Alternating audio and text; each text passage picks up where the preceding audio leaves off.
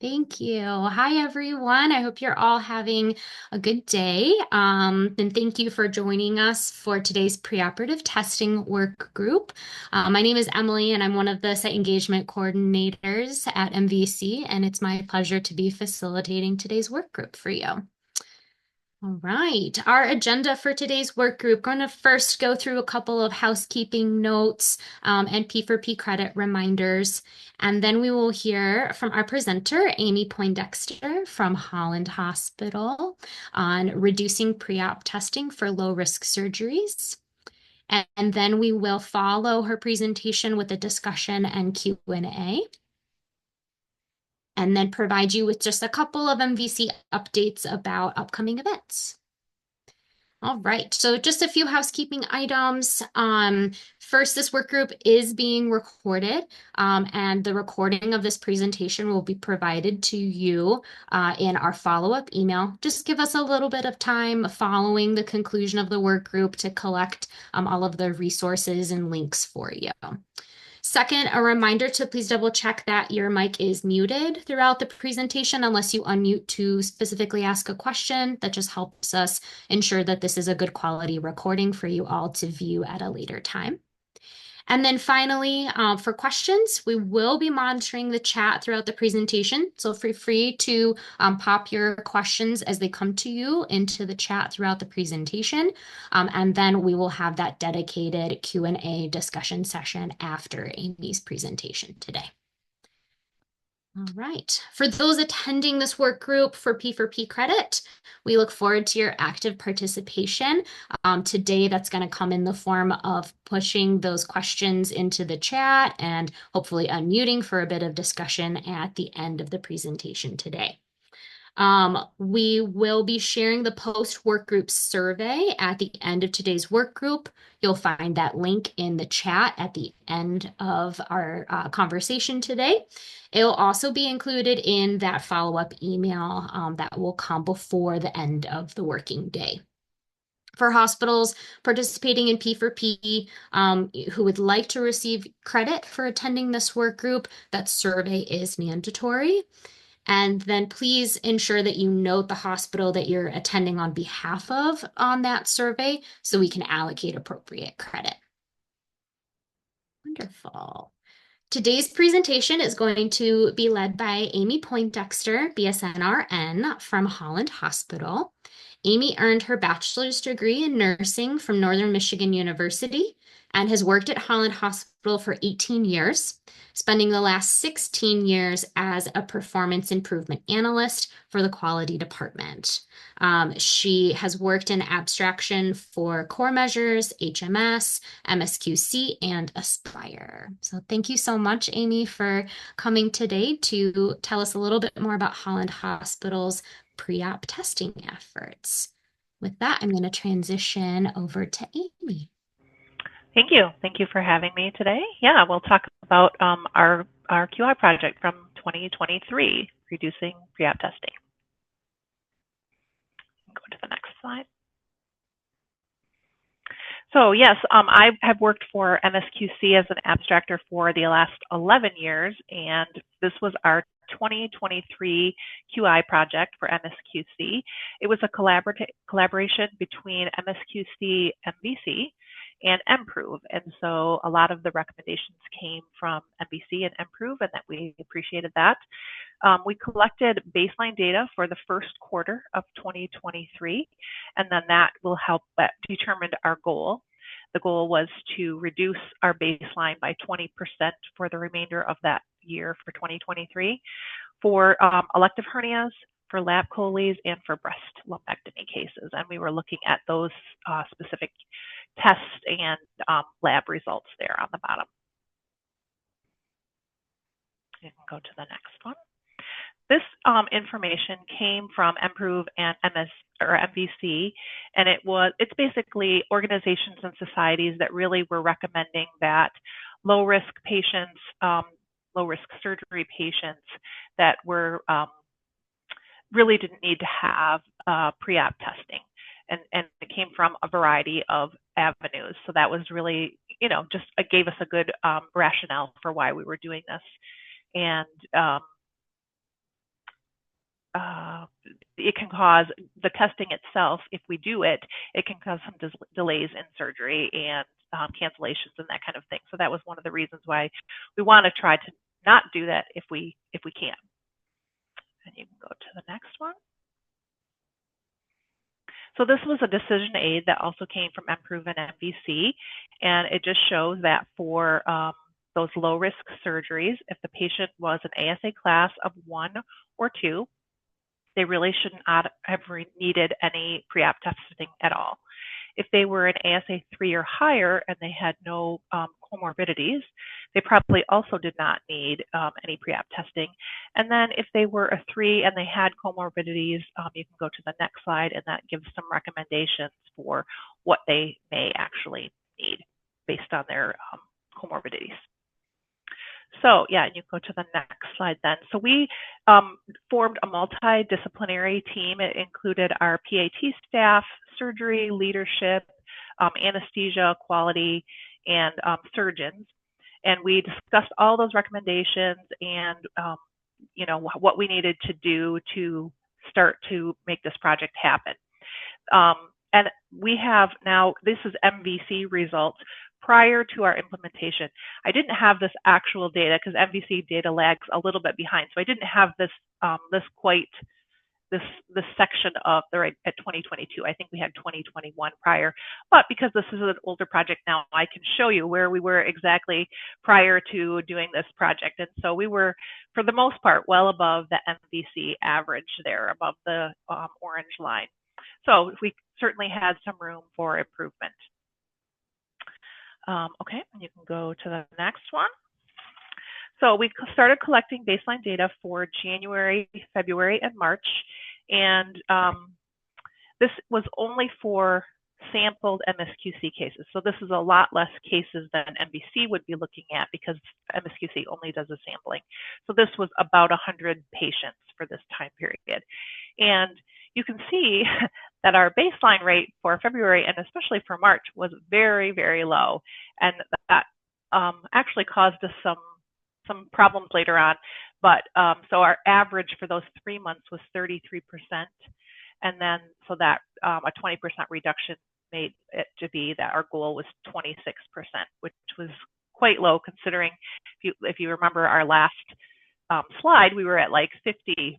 So that's a considerable reduction. But this is what we had. So that's what we went with. And then you can go to the next one. This is a screenshot of our PAT policy prior to any changes. This is what we had prior to the project. So we were basing just lab results or lab testing on ages, on age-based patients. So if you were 65 and older, we were going to order labs if you hadn't already had one in a month. And we do a fair amount of people that are in that age group, so it was a lot of people that we were doing or we were ordering labs for. So we revised our policy, and you can go to the next screen here, and we took in account the ASA class 1 and 2 and the surgery type. So in this, the second big box here for low risk general procedures, those hernias, lap choles, and breast cases, we only needed labs within 60 days. So as long as they had those, then we weren't going to be drawing new ones. And often that is the case. Usually people are identified at their PCP office with one of these issues and labs are drawn, and then they just do their normal PCP labs. So hopefully, they're not within 30 days, but we found that came up too in a little while. I'll show you that screen. But so we did change this, and then we gave those two decision aids that I showed you at the beginning, the ASA class guideline flow sheet, and then the recommendations for other labs to order to our PAT staff. And so then they were educated on how to go about what they should order and what was appropriate. Okay, you can go to the next one. And so now here we are. This was our results for the first kind of the big chunk of the year. So it starts in April, and we were doing pretty low, and then we kind of came up and then had a nice decline. And then as the year went on, I saw that we were slowly starting to inch up here again. So well, you can go to the next slide. We reevaluated and we kind of looked to see where we were, where we reassessed. And I really went in depth into who was ordering the labs for these patients that were receiving labs. 29% were coming from the PCP, and we were finding that our turnaround time between PCP, scheduling an office visit with a surgeon, and scheduling a surgery was really quite rapid. We could do that in a month, and so those labs that the PCP was ordering at the time of their regular visit were still falling in. But obviously, the bulk of the problem there was that our surgeons were still ordering labs. And I guess I forgot to mention, when we were doing our implementation, we also asked the surgeons to let the PAT staff order labs rather than they order them from the office. So now, as we started inching up in August and September, I was looking at that, and they were still ordering labs. They just were into their normal, their old ways. The other thing I also forgot to mention is we have a lab chole and a breast power form, or I guess it was just the lab chole, like the, what am I trying to say? Like an order set, a pre-op order set. And we made sure that the labs were unchecked. They could order them if they wanted to, but we made sure that they were unchecked unless they wanted to specifically add something else. So we then re-educated our surgeons, and we said, hey, please let the PAT staff do what they're supposed to be doing and let them order the labs. And that went pretty well. And if you go to the next slide then, here is the results for the entire year. So the grayed out area shows our baseline. And then the blue line is where we were each month. And you can see we had a really nice decline then after September, after we re-educated our physicians and we had our PAT staff ordering the labs appropriately. But you'll see that last little dot there at the end is 33%. That's where we were for the entire project. That was our overall rate of ordering tests for the entire project. And our goal was 26%. So we never did actually meet our goal, but MSQC was very gracious in the write-up of the project. I kind of explained that our baseline was really low, lower than it should have been. It was lower than we ever achieved. For March, it was lower than we ever achieved the rest of the time frame. And they did give us full points for our project because of all the work we had done. So we were very happy about that. And then lastly, I have one more slide, I think. And this just shows, this shows the whole period. So it's that year before this implementation. The yellowish kind of area is the area where we did our project, with the implementation section. And then lastly, it shows where we are for in 2024. So we were able to maintain that lower, we had a couple dips up, but I think the average overall was 34% for 2024. So not quite at our 26, but again, that was a little bit of a inflated or deflated, I don't know how you say that, goal. It was a little lower than it maybe should have been to begin with. So yeah, I would be happy to take any questions. Great. Thank you, Amy. We actually already had a question come in through the chat, which was actually something I was curious about too. So Kelly asked, did anesthesia order any labs? When you kind of looked a little closer at your breakdown, you'd noted that they really were not ordering labs. They were part of the multidisciplinary team as well. I don't know if I mentioned that, but yes, they were part of it.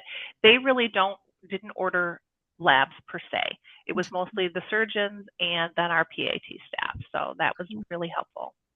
I'm trying to read some of these as they come through and I missed it. I'll call them out. Okay, great. So Christy is wondering, are your surgeons anesthesia employees of your hospital? We have a mix. Our anesthesia is not, and some of our surgeons are, and some of our surgeons are not.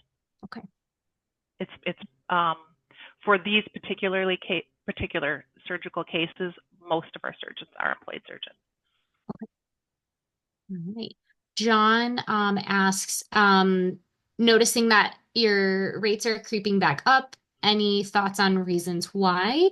Have surgeons slipped back to ordering these labs potentially? To be honest, I haven't really looked into that. We are not collecting this data anymore through MSQC, and so I haven't had really an opportunity to be able to look at that.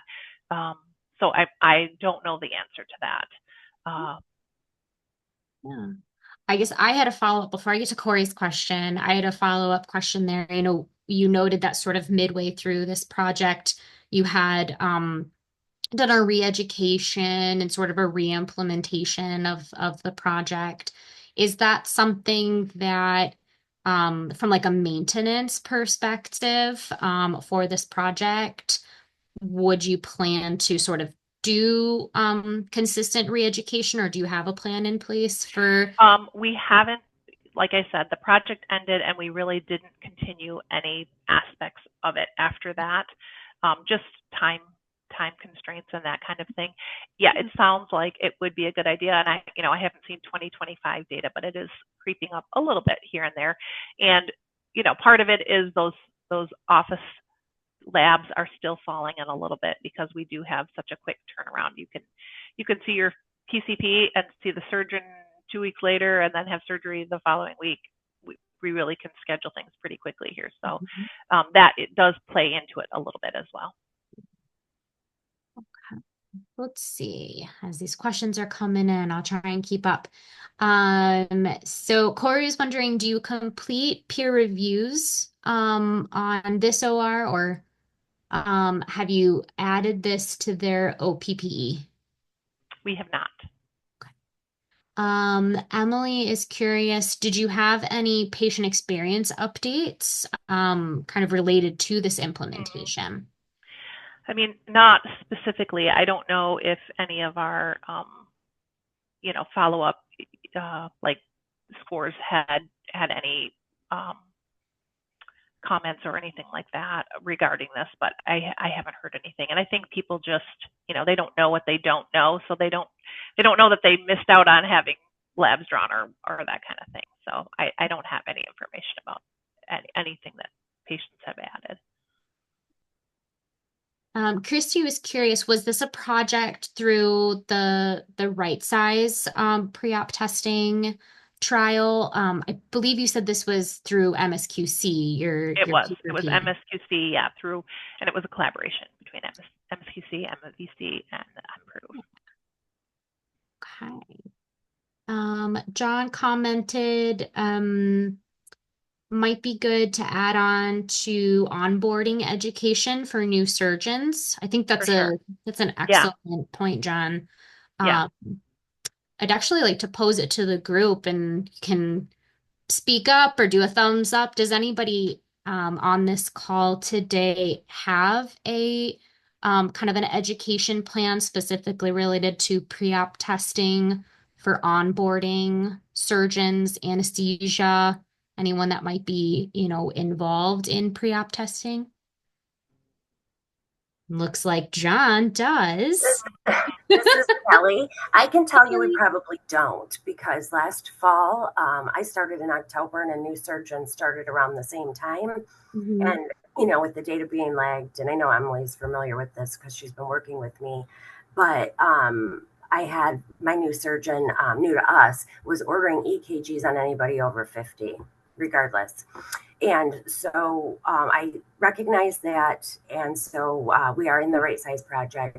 So I brought that up to my anesthesiologist, who does drive the bus for those labs. That's why I had asked that earlier. And anyway, she had approached him about it, and he said it was on the pre-op testing checklist. He was supplied by anesthesia. So that's why he was doing it. So thank you, John. This is a great idea. That this is our third year of this project. So once we're done, that'd be a good idea to institute. So we are not, to answer your question a long way. That's good. John, since you do have an onboarding education component for pre-op testing, is there anything else you'd like to add about that? How it's going, how it's been received?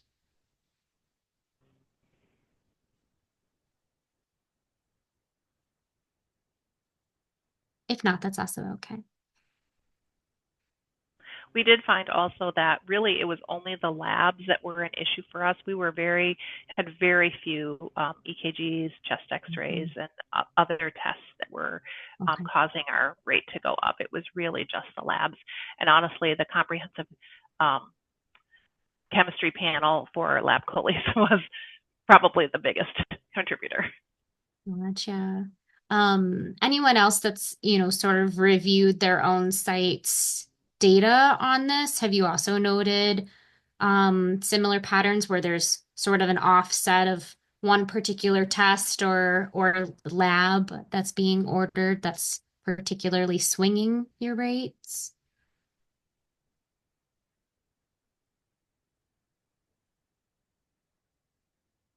This is Laura from Monroe. I noticed that the BMP is the biggest driver of our number. That's what we get the most. Okay. And for some reason, because I'm doing it with the MSQC project, so I'm, looking at the surgeries that Amy was just speaking about, and the inguinal hernia is the biggest. Over 50% of our cases that get labs that are an ASA2 are inguinal hernia. So I find that to be very interesting. So if anybody has any insight as to why they think that might be, or if they see the same thing, I would love to hear more about that.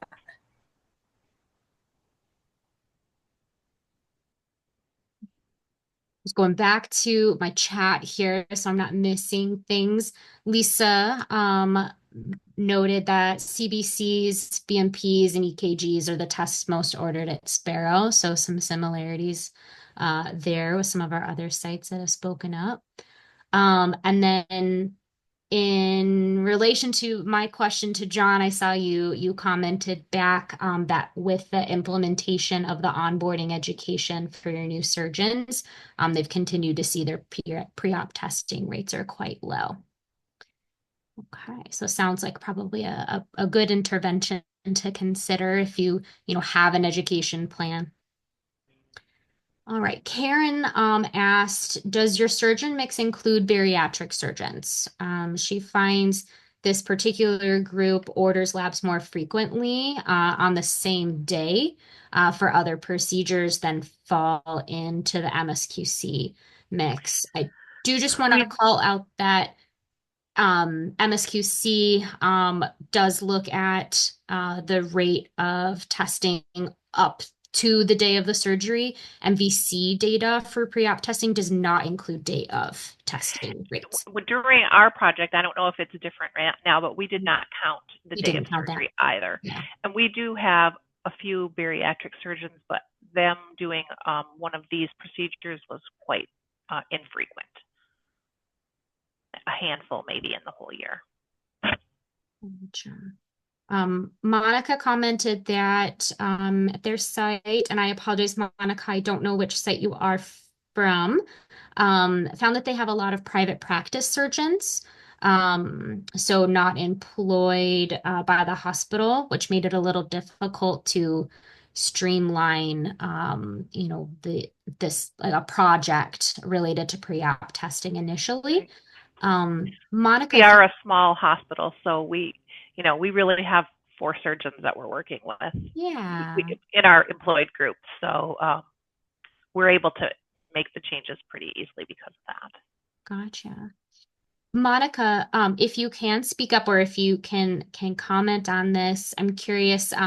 You said it was difficult to streamline initially, which makes me think perhaps you've made some progress with that.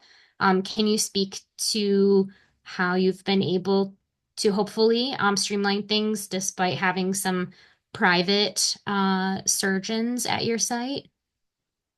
Yes, so I did it for myself.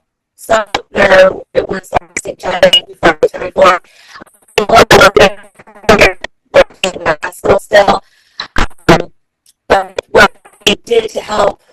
facilitate that is I said, some surgeons had PCPs, they defaulted to their PCPs to order everything that they needed prior to surgery. So we set anesthesia for what the requirements were to offices to attach to the clearances so that they can to look at, because we found also that the PCPs is kind of the scenario where they'll work a lot that are used to how they did things, so they weren't really always open to following that form or anything that they felt was feasible based on the patient population. So we just continue to get that and meetings with the heads of different departments.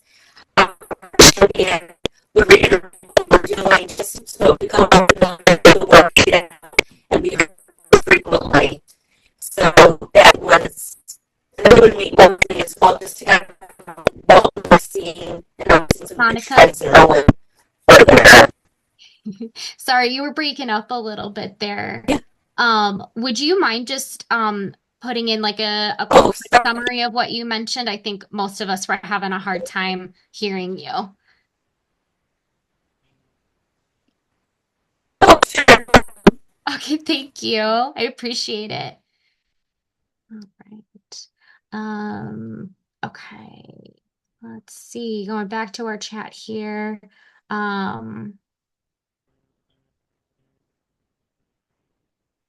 Great. Yeah, John commented that he thinks culture plays a role in kind of continuing to reduce pre-op testing. That the education Amy did for her group was great. It just needs to be ongoing to make it part of the culture.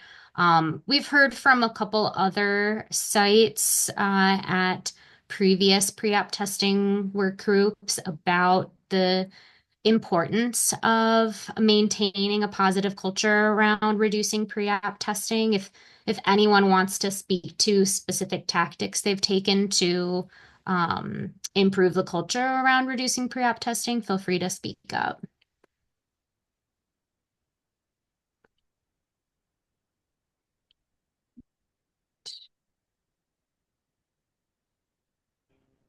All right. Well, sort of speaking to this, Paula noted that at Chelsea Hospital, they're a mix of Michigan Medicine and Trinity.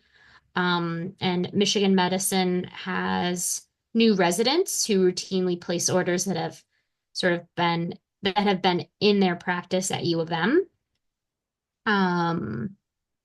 And we have the surgeon who's doing surgery with a new resident. We have the surgeon who is doing surgery with a new resident be responsible for pre-op tests. Having that surgeon on board has reduced a lot of unnecessary testing. Yeah, so I think that kind of comes back to the culture aspect of things, having your leaders on board with reducing pre-op testing is going to help those new residents continue in that practice moving forward. For sure. Great. All right. Any other questions for Amy or pre-op testing in general?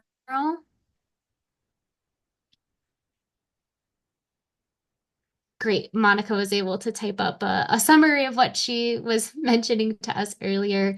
Many of their surgeons defaulted to PCPs for testing clearances, and surgeons did not necessarily order the tests.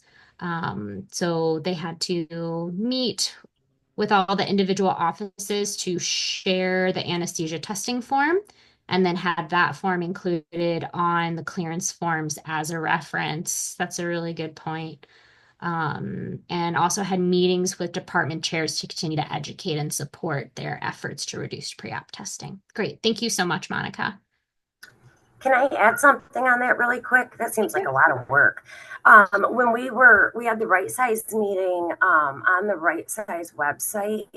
So my anesthesiologist, so I learned this the way MSQC just looks at their data for our projects, and their data comes off of what we put in the database.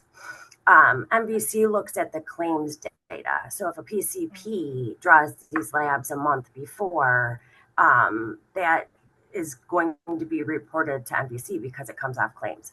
Mm-hmm. So my anesthesiologist spoke about that, about an easier way and get these PCPs on board. And so it was brought up that there is actually a letter on the Right Size website, which I have not done yet, but I do plan to do, for the PCPs. And it would either come from the anesthesiologist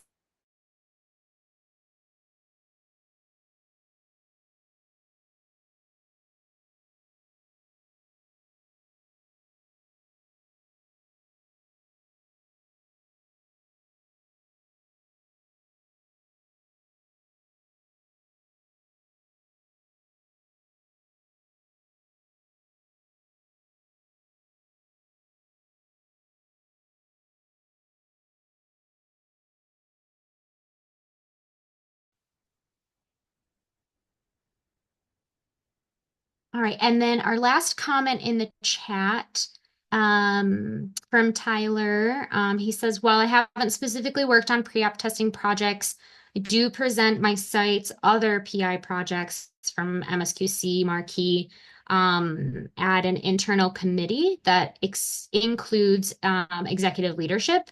And this has helped with support across the board to make progress. This might be an idea for other folks on the call as well in terms of developing that culture, I think, that most definitely. Great. All right. Well, if there's no other questions, I'm just going to close us out with a couple of updates from MVC. Just a reminder that we will continue to have 2 work groups a month through the remainder of 2025. We will have our second work group of August on Thursday, August 28th. That will be a health and action work group. And then we will have a sepsis work group and another health and action work group in September. Additionally, in August, we will be hosting a virtual networking event. That's going to be on the 21st at 12 noon. Our virtual networking events last an hour and a half, so this will go until 1:30 via Zoom.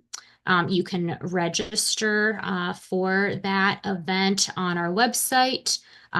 This slide will also be linked and included in the follow-up email, and I'll also provide a direct link in the email as well. The focus of our August virtual networking event will be on rural health and critical access hospitals. So if that is of interest to you, please plan to join us. And then additionally, just a reminder to save the date for October 10th for MVC's Fall Collaborative Wide Meeting. And then lastly, we are still seeking presenters for the remainder of MVC's work groups in 2025, and even looking into 2026. If you're interested in presenting, please submit a presentation proposal form or get in touch with us if you have additional questions. All right, and with that, we thank you for attending this pre-op testing work group. We're finishing a little bit early today, and that link to complete the post-work group survey was just dropped in the chat. Thank you. Thank you.